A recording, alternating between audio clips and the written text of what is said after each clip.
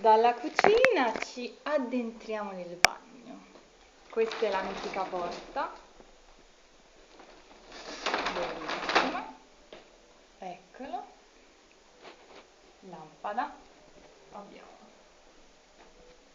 asciugamani, una finestra, le veneziane, il gabinetto, il bidet, secchio, la doccia, il soppatico con la munnezza,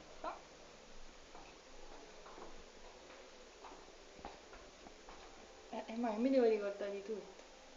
Quindi lo specchio e il reparto dei terzini. C'è anche uno scalino, la luce è qui.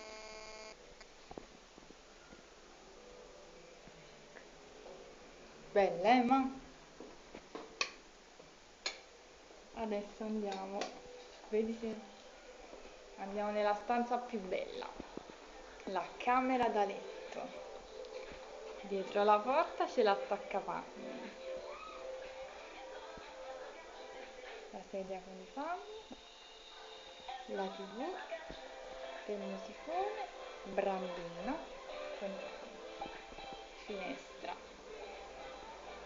con questi la signorina, le macchine,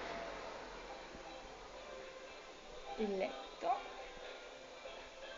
la lampada, qui i caricabatterie, il pigiama, mentre qui abbiamo la tv, il calendario con i turni maledetti, borsa, borsa trucco, libro, borsa, primo cassetto, pigiami, secondo cassetto, medicine, libri, regali, documenti, cellulari di turno.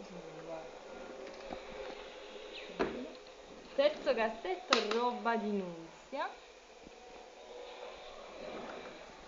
Quarto cassetto, zanzariere. Andiamo da quest'altra zona. La sveglia, il ventilatore, la lampada, i fazzoletti. E abbiamo tutta questa roba. Ma che te non volto? Ecco qui l'illuminazione. Maccia lui fa. E questo è l'armadio. Questo armadio me lo porterei proprio a casa. Che buona la.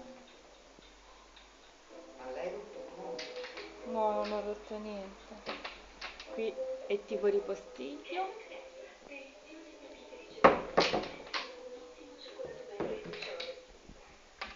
Qui abbiamo le coperte, l'accappatoio, le scarpe, le grucce pure, ma mi devo portare. Qui ci sono le federe con le lenzuola. Qui abbiamo le asciugamani, computer.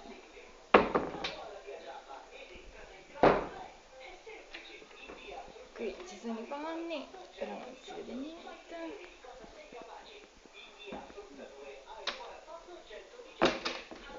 E qui altri panni.